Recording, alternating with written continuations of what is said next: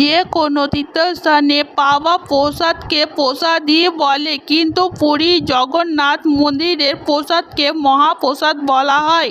অদ্ভুত ও রহস্যজনকভাবে তৈরি হয় এই মহাপ্রসাদ। মন্দিরের রান্নাঘরে প্রসাদ বানানোর জন্য 7টি মাটির পাত্র একের ওপর এক রাখা হয়। এই প্রক্রিয়ায় উপরের পাত্রে রাখা সামগ্রী সর্বপ্রথম সিদ্ধ হয়ে তৈরি হয়। এরপর তার নিচের পাত্রে এইভাবে সব থেকে নিচের পাত্রের সামগ্রী সব শেষে তৈরি হয়ে সিদ্ধ হয়। এই মন্দিরে 250টি উনুনে 600 জন রাঁধুনি ও 400 জন সহযোগী সারা বছর ভোগ বানানোর কাজে লেগে থাকে। বলা হয় যে রান্নাঘরে যা ভোগ তৈরি করা হয় তা স্বয়ং মা লক্ষ্মী দেখাশোনা করে। ভোগের জন্য প্রতিদিন 56 রকমের পদ তৈরি করা হয়।